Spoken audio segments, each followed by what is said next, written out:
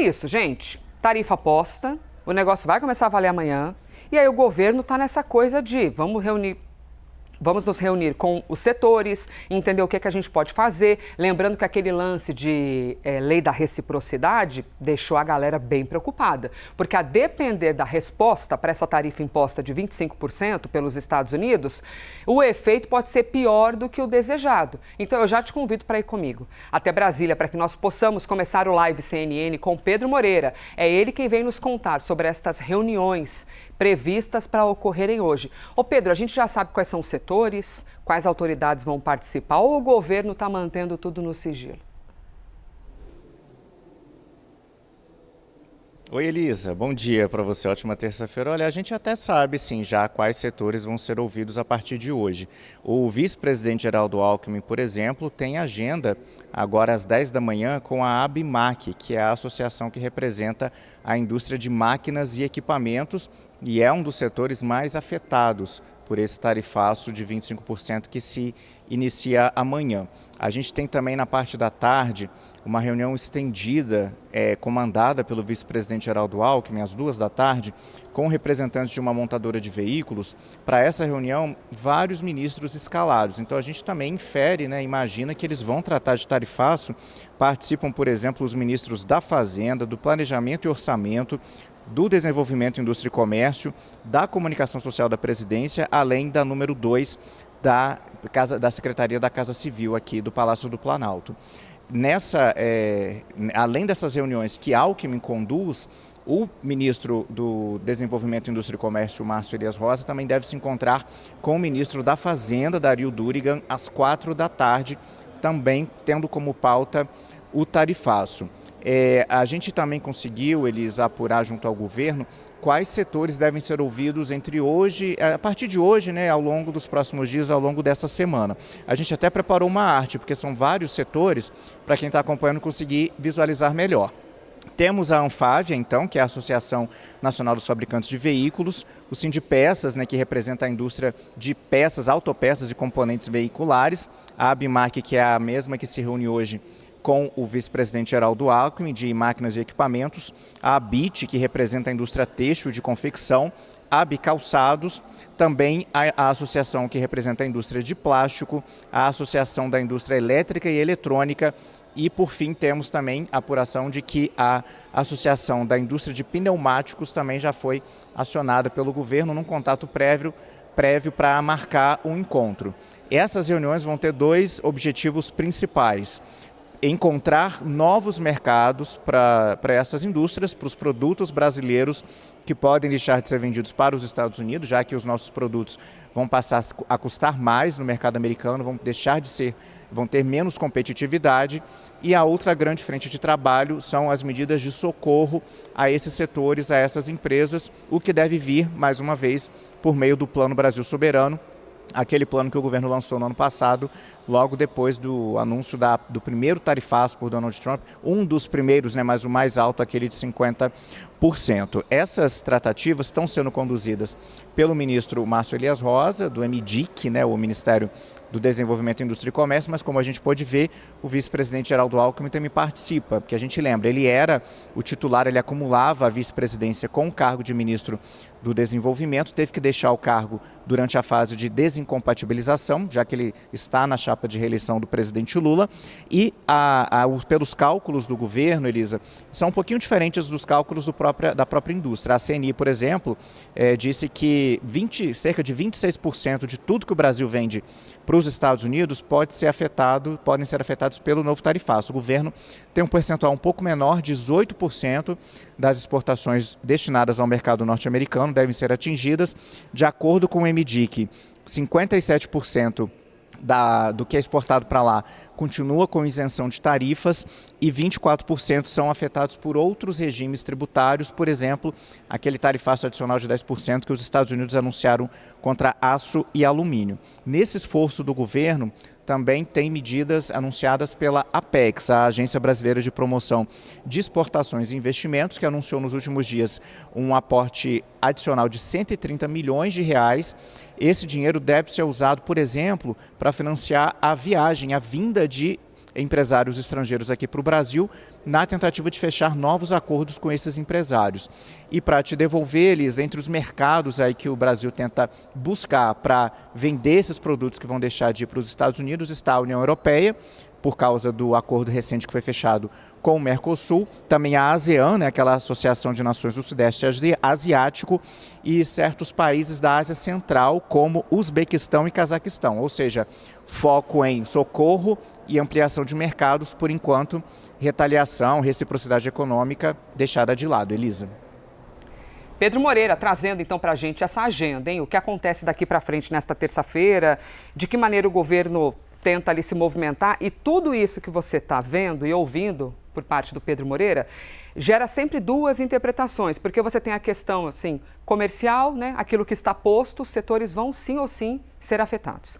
E aí tem também a roupagem eleitoral / política, então a gente vai aqui ambientando você sempre sobre essas duas questões, tá? Sobre as questões estritamente comerciais. Quando você tem relação com alguém ou com algum país, e este país diminui a intensidade dessa relação, assim como na vida, gente, você vai procurando outras alternativas, outras pessoas, outros parceiros comerciais, e é isso que o Brasilzão vem fazendo desde então. Olha só esse mapa. Nós temos aqui o nosso... Opa, para lá que não é exatamente... Esse aqui é o que está no meu... Já vou chegar neste. A gente tem uma arte para mostrar para vocês, que é essa imagem aqui, mas... Daqui a pouquinho a gente mostra daquela maneira. Destinos alternativos após tarifaço. Diante da sobretaxa americana em cima dos nossos produtos, os empresários, as empresárias afetados e afetadas já começam a buscar alternativas para reduzir os impactos. E a aposta está em países que têm acordos comerciais com o Brasil. Vejamos aqui, a gente tem o Brasilzão aparecendo aqui embaixo, nosso território. E aqui a gente tem os principais destinos com possibilidade de exportações. O primeiro deles, vamos caminhar aqui, ó, o Canadá, que talvez não esteja lá muito best friend dos Estados Unidos. Eu vou citar daqui a pouco o Canadá, tá? Também foram tarifados, taxados, e entre os produtos estão tacos de hóquei. Mas eu já vou chegar no Canadá especificamente. O Canadá, gente, pode receber a nossa madeira, também o nosso carvão vegetal, borracha, e máquinas. Então, são produtos que já fazem parte desse nosso menu comercial com os Estados Unidos, porém, já que tem uma tarifa desse jeito, opa, vamos procurar outros parceiros. O Canadá aparece como uma das alternativas, tá? Além disso, bora fazer nosso voo aqui. Aqui aparece Bélgica e Emirados Árabes. Sobre os Emirados Árabes, eles também são uma alternativa, com exportações de calçados, granitos, ou granito, açúcar e móveis. Todos esses produtos são uma alternativa para os Emirados Árabes, que estão inclusive naquele auê ali com a guerra, né? Fica bem no Estreito de Hormuz. Vocês estão vendo aqui? Tem a curvinha. E Bélgica. A Bélgica também é um dos principais destinos desses produtos, além de papel e carvão, tá bom? Tudo isso, quem é que está contando para a gente? É um levantamento da Apex Brasil. Eles são bem ligados nesse cenário comercial internacional. Bom, expusemos aqui as alternativas. Já eu cito para você alguns setores mais afetados. Mas vamos trazer a roupagem política? O tarifaço também virou pauta para palanque eleitoral. Isabel Mega, bem-vinda de volta, hein, minha amiga? Nos conte, por favor, como é que fica essa roupagem eleitoral? Por qual motivo fala-se mais em Rubio e menos em Trump? Nos conte, por favor, o que tem havido aí nos bastidores da política. Oi, Elisa. Bom dia, boa terça-feira para você, para todo mundo que está com a gente aqui no Live CNN também. Elisa, Rubio se tornou um personagem personificado pelo presidente Lula agora, contrariando, inclusive, alguns aconselhamentos que foram feitos por aliados próximos, de que ele não deveria dar resposta direta a um secretário. O Rubio, na semana passada, vocês devem se lembrar, fez uma publicação nas redes sociais falando que Lula coloca o próprio ego à frente das negociações.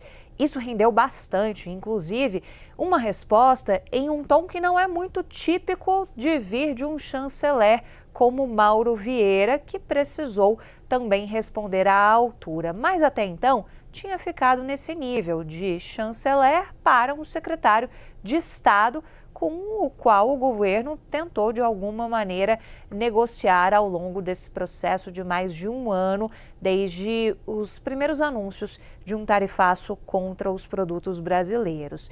E ontem o presidente Lula fez uma participação na convenção do PDT aqui em Brasília. E ele escolheu citar o Marco Rubio e subir o tom em relação a isso. Então ali mostra uma espécie de teste que o governo está fazendo sobre até que ponto consegue ir e qual que é o retorno que tem dessa escalada de tom. Lula subiu tanto o tom que chegou a dizer que Marco Rubio é defensor da candidatura de Flávio Bolsonaro e que deveria montar um comitê de acompanhamento das eleições aqui no Brasil para ver a vitória, portanto, do PT. Então, isso mostra uma escolha estratégica da campanha do presidente Lula nesse momento de escalar o tom e de se aprofundando nessa camada política que ganhou o tarifaço. Vamos lembrar que não é de hoje que o PT já está jogando o tarifaço no colo de Flávio Bolsonaro. Eles cunharam aquela expressão do tariflávio e tentam acoplar isso. Mas até aqui, a gente não teve tanto retorno assim em termos de pesquisas. Mais tarde aqui no Live CNN a gente vai trazer a pesquisa do Dia Real Time Big Data, que mostrou, dentro da margem de erro, até mesmo uma recuperação de Flávio Bolsonaro no cenário de segundo turno com o presidente Lula. Só para trazer um dado aqui, a gente vai destrinchar melhor aqui ao longo do live. Então, é uma espécie de teste de retorno, mas que mostra um ponto que, nesse momento, é irremediável sobre o tarifaço, que é a negociação acontecer. Tudo fica para depois das eleições. Então, não tem muito porquê também o Brasil ficar tateando, indo devagar nessas colocações do próprio presidente da República a respeito disso. Não vai ter negociação mesmo. Então, isso dá um espaço para que a campanha do presidente Lula trabalhe com a escalada de tom em relação ao presidente Donald Trump e ao governo como um todo, né? Principalmente porque o ataque é feito a um secretário, não é um ataque feito diretamente a Donald Trump. Lula fala até de Donald Trump, mas tenta minimamente preservar algum tipo de relação de Estado para Estado, porque a gente não sabe o que vai acontecer na eleição, a gente não sabe o que vai acontecer no pós-eleição e se aí sim os Estados Unidos poderiam dar algum tipo de sinalização para você voltar a negociar algum ponto das tarifas. Então hoje, do alto do pessimismo do Brasil em relação a outras investigações que podem render mais taxações aos produtos brasileiros, a política fala mais alto e personificar algumas figuras da Casa Branca, como o próprio Marco Rubio, se torna uma estratégia importante para ser testada nessa reta ainda inicial de campanha, mas em que o tarifaço pode ser usado como um trunfo do PT contra a campanha de Flávio Bolsonaro. Isabel Mega trazendo tudo aquilo que ela sabe sobre esse debate eleitoral, a roupagem eleitoral e o cuidado também, né? Porque você tem setores que realmente são afetados e que querem se sentir amparados pelo governo, né? E dividir isso, o que é pegada eleitoral, barra política, barra ideológica, até porque quando saiu o tarifaço, o Marco Rubio fez uma postagem, né? Isabel Mega estava contando tudo isso. E ele fez uma postagem enorme e justificando questões políticas, né? E não estritamente comerciais. Ah, porque Lula pensa, trazendo aqui para as minhas palavras, pensa no próprio ego, ao invés de pensar no debate, dedica-se mais em cima da vaidade e tudo mais. Então, desde então, tem havido essa questão ainda mais politizada.